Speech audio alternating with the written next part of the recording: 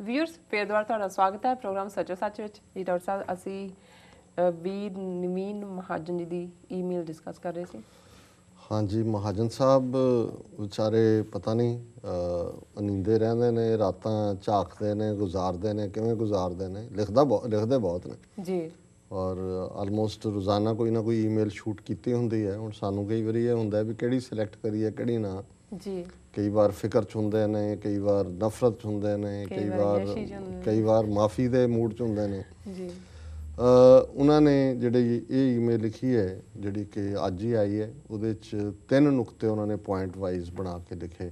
ਜੀ ਪਹਿਲਾਂ ਤਾਂ ਉਹਨਾਂ ਨੇ ਇਹ ਕਿਹਾ ਹੈ ਕਿ ਜੀ ਕੋਈ ਵੀ ਚੇਂਜ ਜਿਹੜੀ ਹੈ ਇਸ ਏਰੀਏ 'ਚ ਜੇ ਤੁਸੀਂ ਕਰਨਾ ਚਾਹੋਗੇ, ਯਾਨੀ ਬਾਰਡਰ ਬਣਾਉਣਾ ਚਾਹੋਗੇ ਖਾਲਿਸਤਾਨ ਦਾ, ਤਾਂ ਇਹਦਾ ਮਤਲਬ ਹੈ massive Waris and mass deaths. ਜੀ ਕਿ ਬਹੁਤ ਲੜਾਈਆਂ ਔਰ ਬਹੁਤ ਸਾਰੀਆਂ ਮੌਤਾਂ। So it will be better you make your land somewhere else because this area can become Afghanistan। ਇਹ ਉਹਨਾਂ ਦਾ ਪਹਿਲਾ ਨੁਕਤਾ ਹੈ ਕਿ ਕਿਤੇ ਹੋਰ ਜਾਓ ਜੀ, ਕਿ ਬਜਾਏ ਕਿ ਇੱਥੇ ਤੁਸੀਂ ਅਫਗਾਨਿਸਤਾਨ ਬਣਾ ਦਿਓ। ਪਹਿਲਾਂ ਤਾਂ ਇਹਦੀ ਗੱਲ ਕਰ ਲਈ। ਦੇਖੋ ਜਦੋਂ ਯਹੂਦੀਆਂ ਦੀ ਪਰਸੀਕਿਊਸ਼ਨ ਹੋਈ ਬਹੁਤ ਜ਼ਿਆਦਾ, ਹੋ ਤਾਂ ਸਦੀਆਂ ਤੋਂ ਹੀ ਰਹੀ ਸੀ, ਪਰ ਨਾਜ਼ੀ ਜਰਮਨੀ ਦੇ ਥੱਲੇ, ਹਿਟਲਰ ਦੇ ਥੱਲੇ, ਇਕੱਲੇ ਜਰਮਨੀ 'ਚ ਨਹੀਂ ਸਾਰੇ ਯੂਰਪ ਭਰ ਦੇ ਵਿੱਚ ਉਹਨਾਂ ਦਾ ਇੱਕ ਤੋਂ ਬਾਅਦ ਇੱਕ ਕਤਲੇਆਮ ਹੋਇਆ। ਔਰ ਜਿਹੜੀ ਗਿਣਤੀ ਆ ਅੱਜ 6 ਮਿਲੀਅਨ ਦੱਸੀ ਜਾਂਦੀ ਹੈ, 60 ਲੱਖ ਦੇ ਕਰੀਬ। ਜੀ ਉਹਨਾਂ ਦੇ ਲਈ ਹਮਦਰਦੀ ਹੋਈ, ਯੂਰਪ ਦੇ ਵਿੱਚ ਹੋਈ, ਦੁਨੀਆ ਦੀਆਂ ਦੂਸਰੀਆਂ ਥਾਵਾਂ 'ਤੇ ਹੋਈ। ਅਤੇ ਫਿਰ ਉਹਨਾਂ ਨੂੰ ਸੁਜੈਸਟ ਕੀਤਾ ਗਿਆ ਕਿ ਵੀ ਚਲੋ ਤੁਹਾਨੂੰ ਜਿੰਨੇ ਕੁ ਰਹਿ ਗਏ ਨੇ ਕੋਈ ਖਿੱਤਾ ਕਿਤੇ ਹੋਰ। ਉਦੋਂ ਸਟਾਲਨ ਸੀ ਸੋਵੀਅਤ ਯੂਨੀਅਨ ਦੇ ਵਿੱਚ, ਉਹਨੇ ਆਫਰ ਕੀਤਾ ਵੀ ਅਸੀਂ, ਸੋਵੀਅਤ ਯੂਨੀਅਨ ਬਹੁਤ ਵੱਡਾ ਦੇਸ਼ ਸੀ, ਹੁਣ ਤਾਂ 15 ਹਿੱਸਿਆਂ 'ਚ ਟੁੱਟ ਗਿਆ, ਉਦੋਂ ਦੁਨੀਆ ਦਾ ਸਭ ਤੋਂ ਜ਼ਿਆਦਾ ਖੇਤਰਫਲ ਵਾਲਾ ਦੇਸ਼ ਸੀ। ਜੀ ਉਹਨੇ ਕਿਹਾ ਜੀ ਅਸੀਂ ਤੁਹਾਨੂੰ ਦੇ ਦਿੰਦੇ ਹਾਂ ਥਾਂ ਇੱਥੇ। ਫਿਰ ਇਸੇ ਤਰ੍ਹਾਂ ਵਾਸ਼ਿੰਗਟਨ ਦੇ ਵਿੱਚ ਇੱਕ ਅੱਛੇ ਵਕੀਲ ਨੇ ਮਿਸਟਰ ਐਲਨ, ਯਹੂਦੀ ਨੇ, ਉਹਨਾਂ ਨਾਲ ਇੱਕ ਵਾਰੀ ਡਿਸਕਸ਼ਨ ਹੋ ਰਹੀ ਸੀ ਅਤੇ ਉਹ ਕਹਿਣ ਲੱਗਿਆ ਕਿ ਜੀ ਦੇਖੋ ਇਹ ਸਾਡੇ ਯਹੂਦੀ ਐਵੇਂ ਸਿਆਣੇ ਨਹੀਂ ਹੈਗੇ। ਈਵਨ ਅਮਰੀਕਾ ਦੇ ਵਿੱਚ ਵੀ ਇਹ ਤਿਆਰ ਸੀ ਉਦੋਂ ਕਿ ਵੀ ਤੁਹਾਨੂੰ ਕਿਸੇ ਸਟੇਟ 'ਚ ਵਸਾ ਦਿੰਦੇ ਆ, ਤੁਸੀਂ ਆਪਣਾ ਇਜ਼ਰਾਈਲ ਇੱਥੇ ਬਣਾ ਲਓ। ਜੀ ਪਰ ਕਹਿੰਦਾ ਵੀ ਨਹੀਂ, ਸਾਡਾ ਉਹ ਇੱਕ ਤਬਕਾ ਸੀ ਜਿਹੜੇ ਕਹਿੰਦਾ ਜੀ ਸਾਡੀ ਤਾਂ ਹਿਸਟਰੀ ਉੱਥੇ ਜੁੜੀ ਹੈ, ਸਾਡੀ ਆਪਣੀ ਫਾਦਰਲੈਂਡ ਹੈ, ਅਸੀਂ ਥੋੜ੍ਹੀ ਛੱਡ ਸਕਦੇ। ਜੀ ਜੀ ਸੋ ਮਿਸਟਰ ਨਵੀਨ ਮਹਾਜਨ, ਅਸੀਂ ਉਸ ਧਰਤੀ ਦੇ ਉੱਤੇ ਬੇਸ਼ੱਕ ਅਸੀਂ ਕੋਈ ਗਰਦਾ ਪ੍ਰੀਤ ਪਸਮ ਸੰਗ ਹੋਏ, ਮਿੱਟੀ ਦੇ ਨਾਲ ਨਹੀਂ ਹੈ, ਪਰ ਸਾਡਾ ਉਹ ਹੋਮਲੈਂਡ ਹੈ, ਸਾਡੀ ਸੱਭਿਅਤਾ ਦਾ, ਸਿੱਖ ਸਿਵਲਾਈਜੇਸ਼ਨ ਦਾ ਕ੍ਰੇਡਲ ਹੈ। ਜੀ 5-5.5 ਸਦੀਆਂ ਉਸ ਧਰਤੀ ਦੇ ਉੱਤੇ ਅਸੀਂ ਖਮੀਰ ਬਦਲਿਆ ਧਰਤੀ ਦਾ। ਗੁਰੂ ਸਾਹਿਬਾਨ ਦੀ ਚਰਨ ਛੋਹ ਹੈ, ਉਸ ਜ਼ਰਰੇ ਜ਼ਰਰੇ ਦੇ ਵਿੱਚ, ਜ਼ਰਰੇ ਜ਼ਰਰੇ ਦੇ ਉੱਤੇ ਹਜ਼ਾਰਾਂ ਨਹੀਂ ਲੱਖਾਂ ਸਿੰਘਾਂ ਸਿੰਘਣੀਆਂ ਦਾ ਖੂਨ ਜਿਹੜਾ ਉਹ ਡੁੱਲਿਆ ਹੋਇਆ। ਔਰ ਸਾਡੇ ਲਈ ਉਹ ਹਰ ਜ਼ਰਾ ਇਸ ਲਈ ਮੁਕੱਦਸ ਹੈ, ਇਸ ਲਈ ਸਾਡੇ ਲਈ ਉਹ ਰੱਖਦਾ ਹੈ ਕਿ ਉਹ ਜਿਨ੍ਹਾਂ ਨੇ ਖੂਨ ਡੋਲਿਆ ਉਹਨਾਂ ਨੇ ਗੁਰੂ ਆਸ਼ੇ ਦੇ ਲਈ, ਸਰਬੱਤ ਦੇ ਭਲੇ ਦੇ ਲਈ ਜਿਹੜਾ ਹੈ ਉਹਨਾਂ ਦੀਆਂ ਕੁਰਬਾਨੀਆਂ ਨੇ। ਸੋ ਇਹ ਗੱਲ ਤੁਸੀਂ ਆਪਣੇ ਜ਼ਿਹਨ 'ਚੋਂ ਕੱਢ ਦਿਓ ਕਿ ਵੀ ਤੁਸੀਂ ਉਸ ਧਰਤੀ ਤੋਂ ਸਿੱਖਾਂ ਦਾ ਸਫਾਇਆ ਕਰ ਦਿਓਗੇ ਜਾਂ ਸਿੱਖਾਂ ਨੂੰ ਤੁਸੀਂ ਹਿੰਦੂਤਵਾ ਦੇ ਸਮੁੰਦਰ ਦੇ ਵਿੱਚ ਡੋਬ ਲਓਗੇ।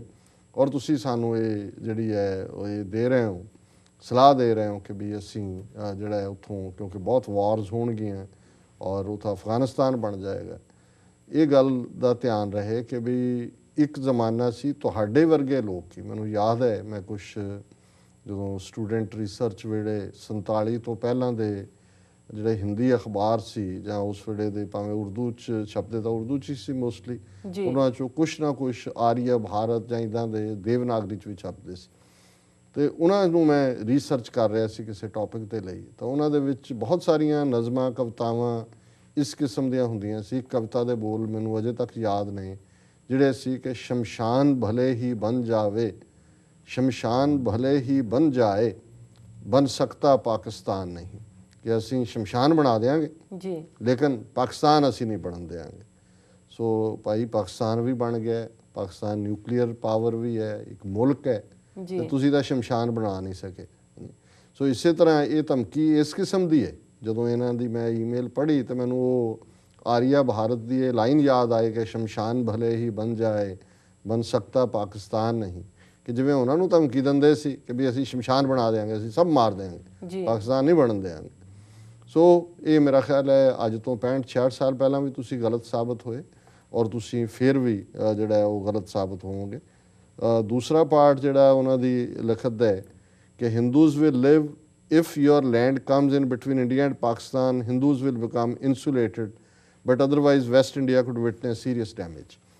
ਕਿ ਜੀ ਹੁਣ ਇਹਨਾਂ ਦਾ ਤੁਸੀਂ ਹਾਲ ਦੇਖੋ ਵੀ ਇਹਨਾਂ ਨੂੰ ਇਹ ਨਹੀਂ ਪਤਾ ਲੱਗਦਾ ਵੀ ਇਹ ਸ਼ਿਕਾਰੀ ਕੁੱਤੇ ਦੇ ਨਾਲ ਨੇ ਕਿ ਸਹਿ ਦੇ ਨਾਲ ਨੇ। ਦੌੜ ਤੱਕ ਕੁੱਤਾ ਸਹਿ ਦੇ ਮਗਰ ਰਿਹਾ ਹੁੰਦਾ। ਹੁਣ ਇਹ ਕਹਿੰਦਾ ਹੈ ਕਿ ਜੀ ਜਿਹੜੇ ਬਣ ਵੀ ਜਾਂਦਾ ਤੁਹਾਡਾ, ਅਸੀਂ ਤਾਂ ਸਿਕਿਉਰ ਹੋ ਜਾਵਾਂਗੇ, ਅਸੀਂ ਇਨਸੂਲੇਟ ਹੋ ਜਾਵਾਂਗੇ, ਅਸੀਂ ਇੱਧਰ ਮੁਸਲਮਾਨ ਹੋਣਗੇ, ਇੱਧਰ ਤੁਸੀਂ ਹੋਵੋਗੇ, ਅਸੀਂ ਮੁਸਲਮਾਨਾਂ ਤੋਂ ਬਚ ਜਾਵਾਂਗੇ। ਉਹ ਭਾਈ ਇਹ ਬਚਾਉਣ ਲਈ ਜੇ ਇਹ ਅਕਲ ਦੀ ਗੱਲ ਕੀਤੀ ਹੈ ਪਰ ਪੁੱਠੇ ਪਾਸਿਓਂ ਕੀਤੀ ਹੈ, ਉਹ ਅਕਲ ਪੁੱਠੀ ਹੈ। ਜੇ ਤੁਹਾਨੂੰ ਇਹ ਸਮਝ ਆ ਜਾਏ ਕਿ ਵੀ ਤੁਸੀਂ ਖਾਲਿਸਤਾਨ ਜੇ ਬਣਾਉਣ ਦੇ ਲਈ ਰਜ਼ਾਮੰਦੀ ਦੇ ਨਾਲ ਬਣਾ ਦਿੰਦੇ ਹੋ, ਖਾਲਿਸਤਾਨ ਇੱਕ ਬਫਰ ਸਟੇਟ, ਬਫਰ ਕਹਿੰਦੇ ਹੀ ਨੇ ਕਿ ਦੋਵਾਂ ਦੇ ਵਿਚਕਾਰ ਜੀ, ਔਰ ਜਿਹੜੇ ਇਹ ਕਹਿੰਦੇ ਨੇ ਅਸੀਂ ਇਨਸੂਲੇਟ ਹੋਵਾਂਗੇ, ਅਸੀਂ ਤਾਂ ਖਾਲਿਸਤਾਨ ਇਸ ਲਈ ਬਣਾਉਣਾ ਵੀ ਤੁਸੀਂ ਸੁਰੱਖਿਅਤ ਹੋ ਜਾਓ, ਤੁਸੀਂ ਇਨਸੂਲੇਟ ਜਿਹੜਾ ਹੋ ਜਾਓ।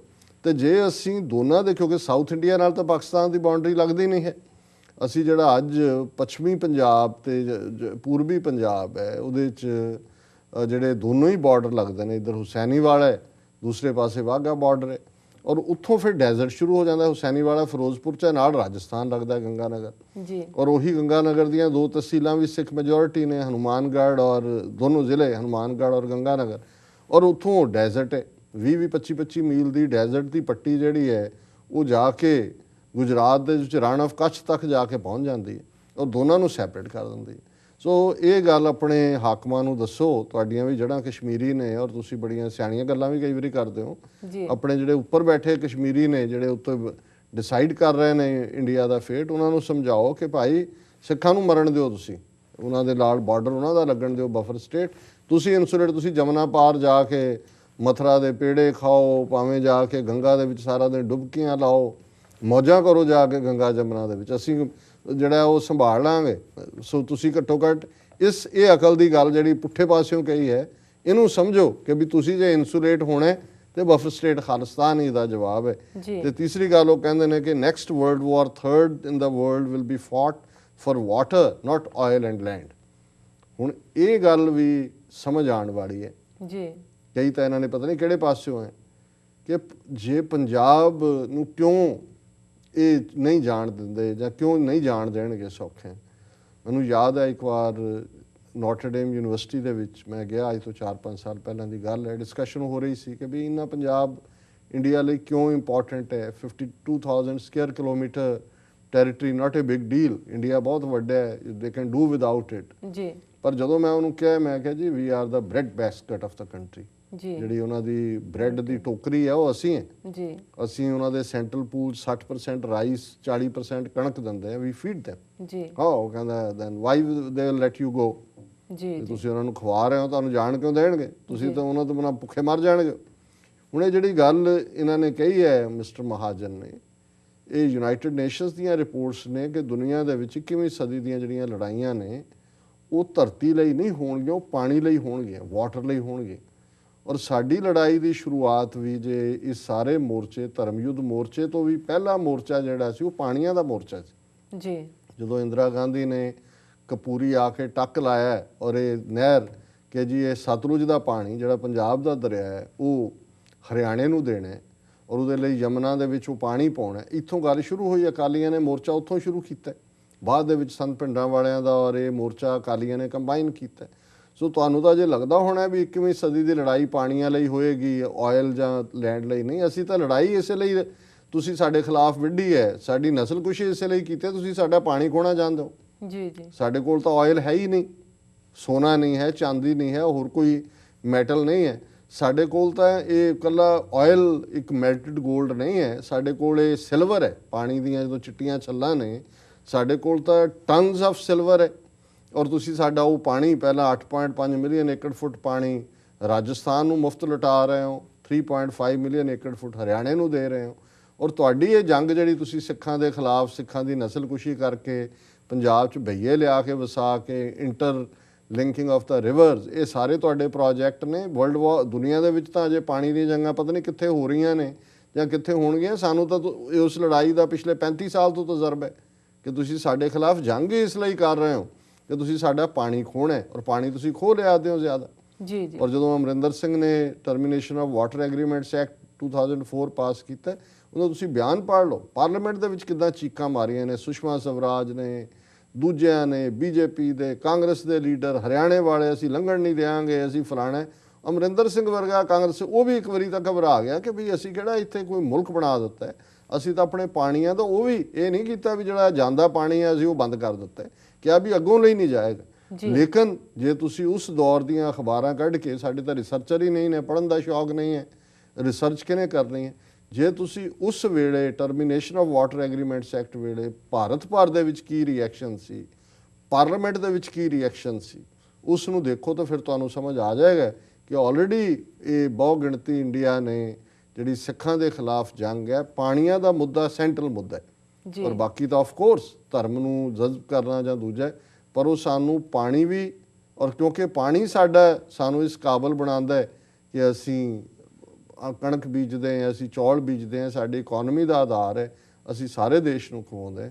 ਸੋ ਇਹ ਗੱਲ ਜੰਗ ਹੋਰ ਕਿਤੇ ਕਦੋਂ ਹੋਏਗੀ, ਪਰ ਤੁਸੀਂ ਸਾਡੇ ਖਿਲਾਫ ਇਹ ਜੰਗ ਪਹਿਲਾਂ ਹੀ ਸ਼ੁਰੂ ਕੀਤੀ ਹੋਈ ਹੈ ਜੀ। ਪਰ ਫਿਰ ਵੀ ਨਵੀਨ ਮਹਾਜਨ ਲਿਖਦੇ ਨੇ, ਸਾਰਿਆਂ ਦੇ ਉਹ ਤਾਰੀਫ ਵਾਲੀਆਂ ਚਿੱਠੀਆਂ ਪੜ੍ਹ ਪੜ੍ਹ ਕੇ ਕਈ ਵਾਰੀ ਅਕੇਵਾਂ ਹੋਣ ਲੱਗ ਜਾਂਦਾ ਜੀ। ਤੇ ਜਦੋਂ ਫਿਰ ਇਸ ਕਿਸਮ ਦੇ ਜਿਹੜੇ ਵੀਰ ਸਾਡੇ ਜਿਹੜੇ ਮੱਚਦੇ ਨੇ ਅੰਦਰ ਬਾਹਰੋਂ, ਤਾਂ ਫਿਰ ਸਾਨੂੰ ਲੱਗਦਾ ਵੀ ਨਹੀਂ ਤੀਰ ਟਿਕਾਣੇ ਤੇ ਲੱਗ ਰਿਹਾ। ਸੋ ਇਹਨਾਂ ਦਾ ਫਿਰ ਵੀ ਬਹੁਤ ਬਹੁਤ ਧੰਨਵਾਦ ਜੀ। ਡਾਕਟਰ ਸਾਹਿਬ ਵੇਲਾ ਹੋ ਗਿਆ ਬ੍ਰੇਕ ਤੇ ਜਾਣ ਦਾ।